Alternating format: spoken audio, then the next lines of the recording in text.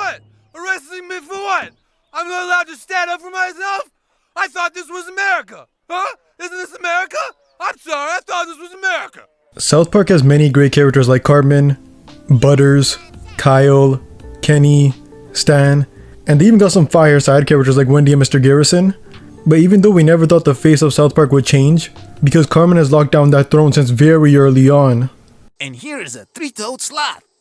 It's bad. That's a bad three-toed sloth. Eric, for God's sake, knock it off! Respect my daughter! There is arguably a new face of the show, Randy Marsh. Now what makes Randy so great is hundreds of things, but instead of naming them all, I think just going through Randy's journey and how he overtook the show is not only such a cool thing to know, but I think comparing Randy to other sitcom dads is where the real greatness is shown. Randy as a person is not that different from Peter Griffin.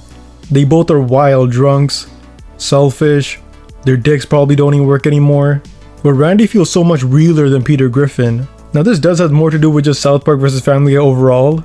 South Park has always just felt more grounded and realer compared to like the wildness of Family Guy and the randomness of Family Guy.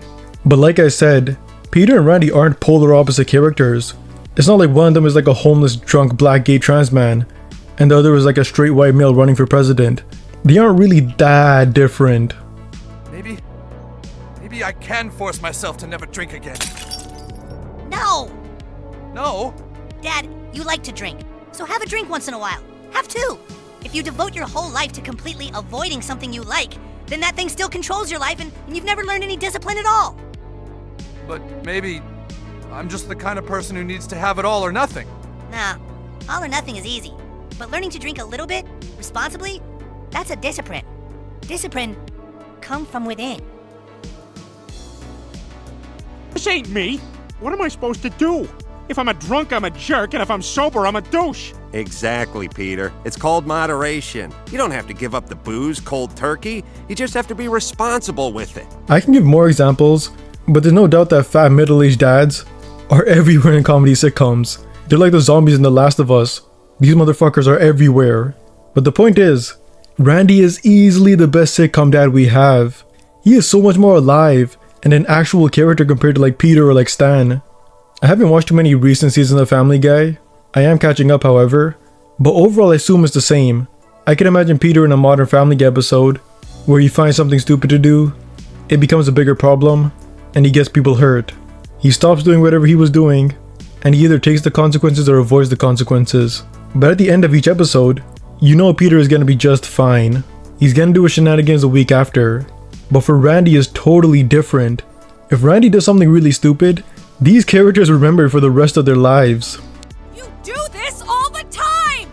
First, you're obsessed with baseball fights. Then you need to play Warcraft. Then you gotta be a celebrity chef. Why can't you ever just support me? Support what? Another stupid dream of yours? So essentially Randy has to suffer the consequences for the rest of the series. And if he's not suffering the consequences, then it's usually like his family or something. And that's kind of what Integrity Farms is. It just basically makes his family miserable. But if he's making money from it, who cares, you know? I call it the OnlyFans mentality. Did everyone enjoy the Halloween special? No, Randy. Only you did. Oh, well, that was pretty much my target audience anyway. But Randy wasn't always this Greek god sent from the heavens to break the world record for the biggest poop of all time. In fact, his character was kind of ass in the first few seasons. Ass might be the wrong word, not only because I love eating ass, but he is actually kind of good in the earlier seasons as well. But he mainly only had two roles. For the first few seasons, we would only really see Randy from the point of view of Stan. Like he did have some good solo episodes, like Two Guys Naked in a Hot Tub, but even Stan was in that episode. What's happened to you? You've become all needy and talkative and— I just want to know it meant something to you. It didn't mean anything to me, Jerry. All we did was watch each other masturbate in the hot tub. But overall, the story of Randy was basically Stan's dad, who sometimes his absence hinders Stan. But a few times you do get to see Randy doing his own thing, and having his own intentions, and could possibly be the next Pete Davidson. Listen, Stanley, I know all this change must be tough on you, but you know, your mother and I thought it'd be best for all of us if we split up. But I don't understand why we have to— Well, hello, ladies. Hi, handsome. We're gonna be at Larry's bar tonight. I'm already there. What were we talking about? Oh, yeah. Now this is fine for the first few seasons, and even like the next 10 honestly, because like the first 15 or whatever seasons, characters like Cartman and Butters really held down that show. But around season 7 is where South Park really hit a home run with this type of theme. And this theme is by far my favorite theme in this entire show. And it is when the kids are the adults and the adults are acting like kids. These episodes are basically the kids are actually the logical ones, and the adults who have big egos and a bunch of insecurities end up doing something stupid. We have plenty enough to save our town now. Yeah, but wait. $350,000. That means if we won again, it would be $12.25 million. We could save the town and be super rich. Oh, hell yeah, let it ride! Let it ride! Let's go! What the hell are they doing? Let's go 31. Let's see. 2 red, you lose. These types of episodes are peak. They are the reason why God gave us television. And these episodes aren't like totally unrealistic. I mean, yeah, adults do care a lot more what other people think of them, and they do a lot to avoid judgment. And things like the news just make it like so much worse for them. They get panicked 24/7 watching the news. Now don't get me wrong, I'm not saying don't watch the news. Like if there's a new version of Ebola that only kills minorities, I would want to know. Not just for my own safety, but to send a few minorities I know to get infected the fastest. But anyways, Randy around these seasons wasn't a giant force to be reckoned with just yet.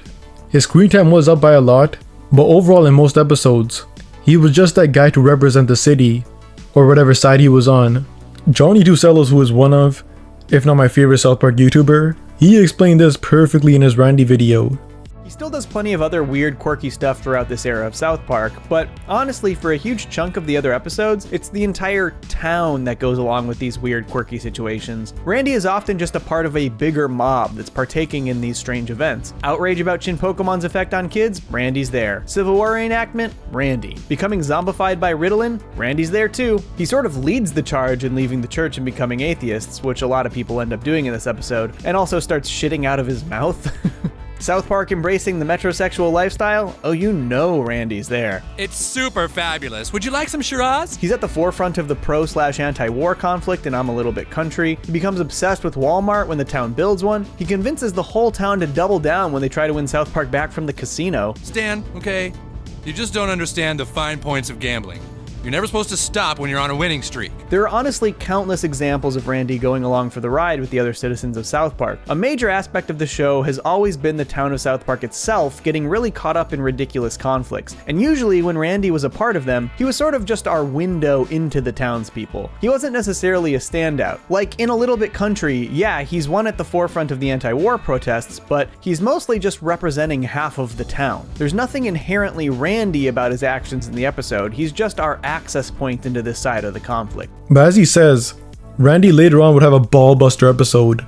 This episode is funnier than anything Jimmy Kimmel, Jimmy Fallon, or Jimmy Vollmer ever did. The Losing Edge is Randy's episode, where they made it really obvious that he wasn't just another Peter Griffin or a Homer Simpson. He was a legend in the making, a potential star of the show, and possibly the second coming of Jesus. Can you believe it, Stan? The state championship game. It's the greatest thing ever. God damn it. I worked hard, believed in myself, and now I'm gonna be fighting in the state championship game. This is gonna be the biggest fight of my life. And I'll be honest, even though Randy was a phenom in this episode, this entire episode was a gift from the heavens. There were so many memes in this episode. Look, we're gonna be the losers tonight, alright? I don't think so. There's no way you can lose to us. We're going down. We're gonna get creamed. No, we're gonna get creamed. We'll just see about that. Oh, yeah? Yeah.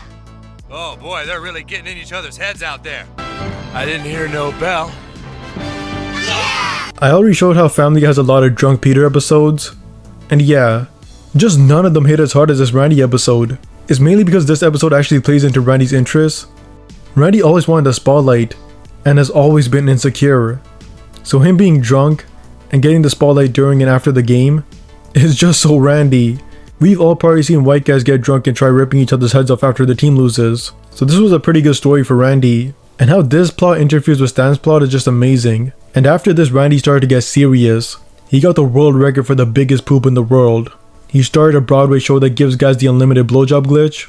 He became Lord, which the real life Lord actually reacted to. Yeah, I'm Lord. Yeah. In fact, fact, she even retweeted that fun little video clip. That was really funny. I got off really easy. I was thinking, yeah, he has a mustache. I mean, I have a mustache, but is it that prominent?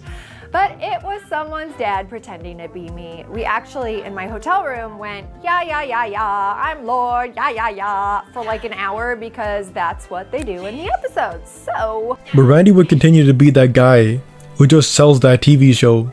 It's honestly crazy how many times the face of South Park has changed. Like it goes from Carmen, to Stan, to Kenny, to Carmen, to Butters, to Carmen, to Randy, to Carmen. And now Randy and Carmen are just passing the throne to each other, basically every other episode. But Randy basically forever had a massive role in the show. The amount of depth they gave to Randy is on a whole other level than Peter, Stan, or Homer.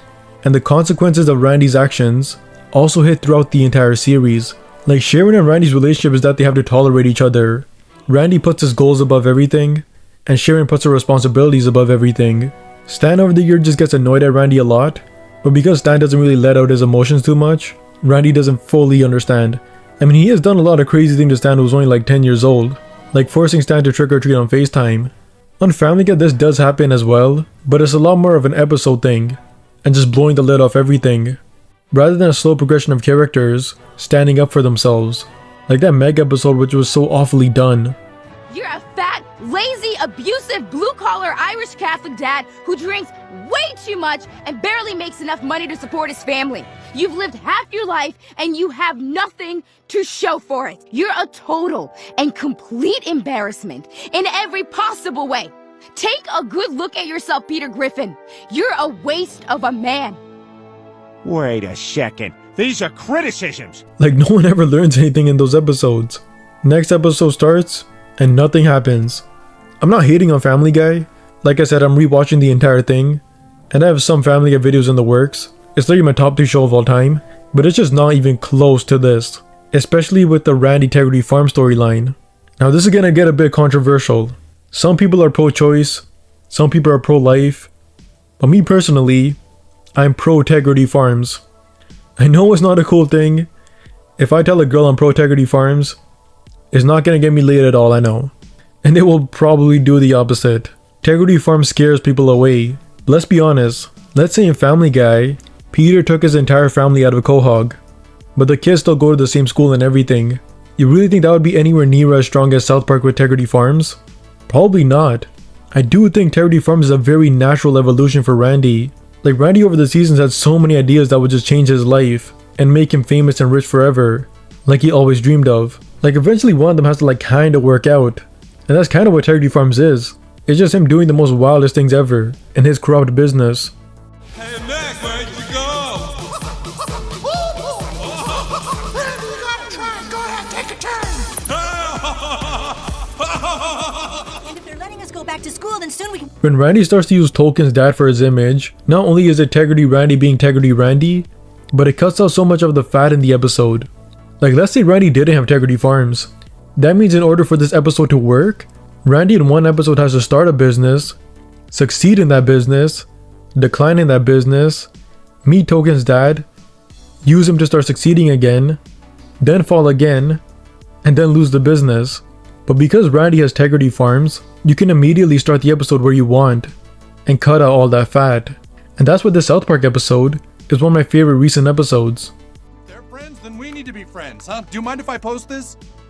Check out our friends! I also love that we got Future Randy. Future Randy is exactly how I thought he would be. He still thinks he's the main character, which I mean like he kind of is, but it means so more in like a main character syndrome at the age of like 100. Like he's still the bitter, crazy Randy we all know and love. Your hands off of me! Dad! God damn it, Stan! Kick his fucking balls so we can go! Fuck! Ah! Okay, grab his keys! Grab his keys, you stupid ass! But overall, without Randy, the show would not feel the same. Like imagine telling a South Park fan from the 90s that removing Randy from the show would be more damaging to the show than removing someone like Kenny or hell even Stan and Kyle. Like just do the math. These last 10 years, this has been the Randy show. And instead of lowering the Randy episodes, I would rather them just go back to making like 15 episode seasons or whatever and just give us more of everyone. But yeah, this is why Randy Marsh is now the true heart of South Park, and I'm all for it. But yeah, that's it for this video. Like, subscribe, and peace.